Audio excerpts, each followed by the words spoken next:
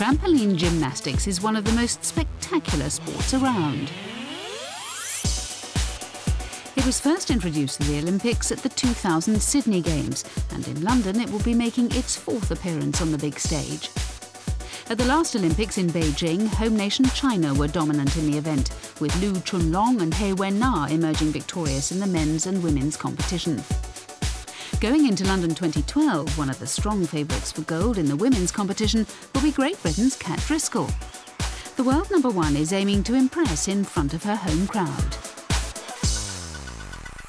The Olympics is the pinnacle of anyone's kind of sporting career, so even just to say that you've qualified and you're part of it is a huge, huge thing to deal with to start with. And I think that's going to be quite an interesting thing to deal with at first, that you could kind of be in the athletes' village and Usain Bolt could walk past you, and that would be pretty incredible. But at the same time, you need to remember that you need to stay focused so that when you get on and you compete, that you're 100% at your best and that you haven't lost focus, that you want gold.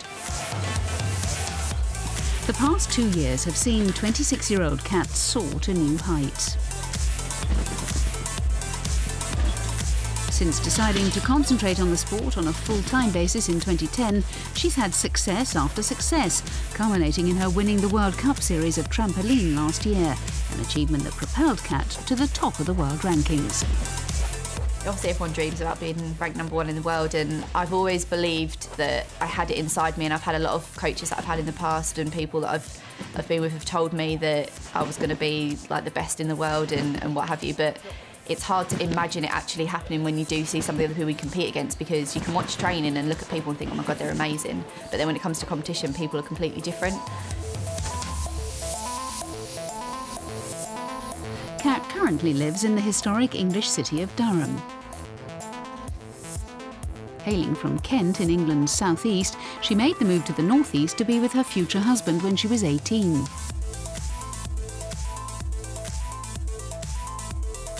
Kat is fully at home here, and when she gets a break from training, she enjoys nothing more than exploring picturesque Durham with its cobbled streets and stunning medieval architecture.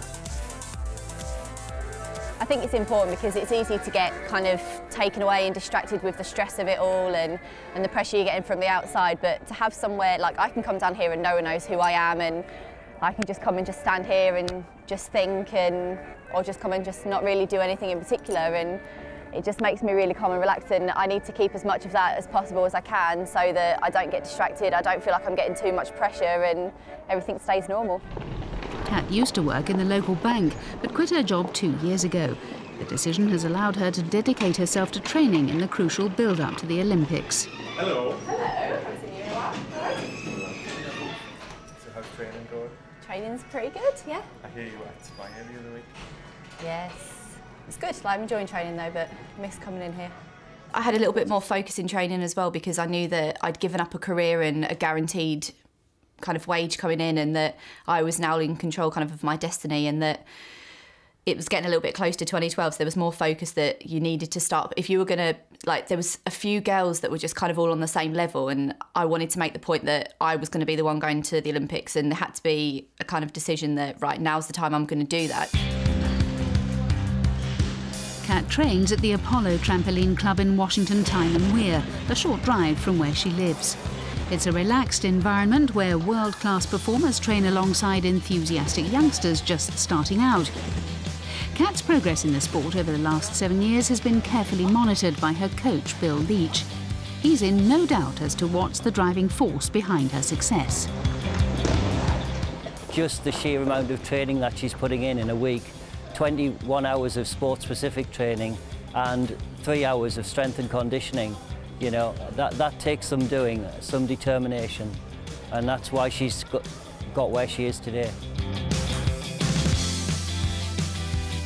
It also helps to be fearless in this sport, where you have to execute complex gymnastic skills at heights approaching 10 metres.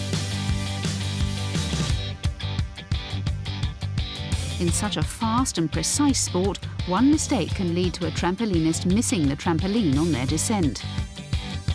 It's hard to try and explain how it feels, and it's the buzz and the enjoyment of knowing that you're doing things that are like kind of defying gravity, like you're jumping up and down and you're spinning around and twisting, and I don't know, it was always exciting. I was always a bit of a daredevil child, so I trained with quite a few boys when I was younger, and whatever they were doing, I wanted to do.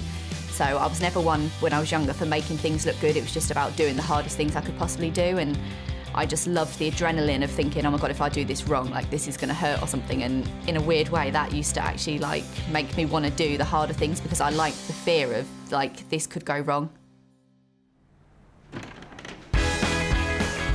In addition to training at the club, Kat also works with strength and conditioning coach Julie Twaddle at the English Institute of Sport in Gateshead. Focusing on improving her core strength has been vital in helping Kat reach the pinnacle of her sport.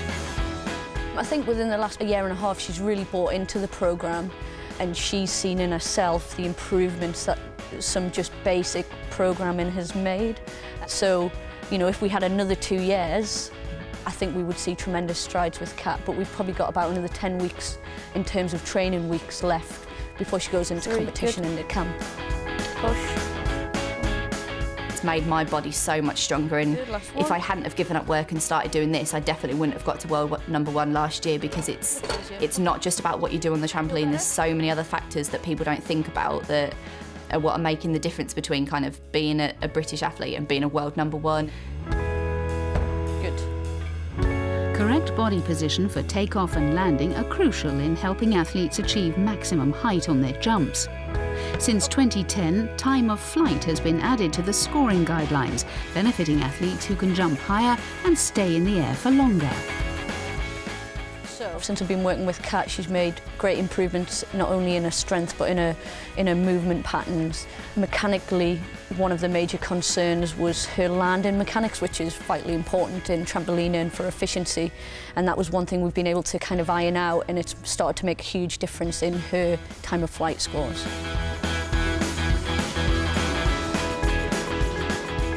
Kat's improved strength and endurance helped her achieve greater consistency throughout the 2011 World Cup season.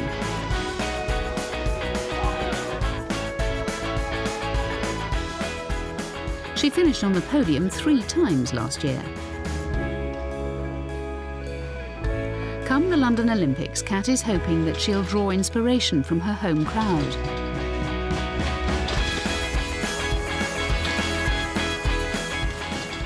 I mean, you've got to think you're going to win a medal going in, otherwise there's kind of, you don't want to go in just hoping you're going to be 4th, 5th, 6th or whatever. It's kind of, you've got to go in aiming for the top. Great Britain has never won an Olympic medal in trampoline, and that's something Kat Driscoll is aiming to put right in just a few months' time. I think that's one of the most important things, is that you need to remember it's not about the glory of running around saying you're Olympic champion and I've won gold and I'm going to get sponsored by this person and that person. It's the inside feeling of knowing that you're standing on the podium and it's your national anthem playing. Like, that's by far better than anybody coming up to you and kind of being like, oh my God, are you the Olympic champion? Like, it's not about recognition from anyone else. It's got to be about fulfilling what you've dreamed about inside you, and that's far more important to me than anything else.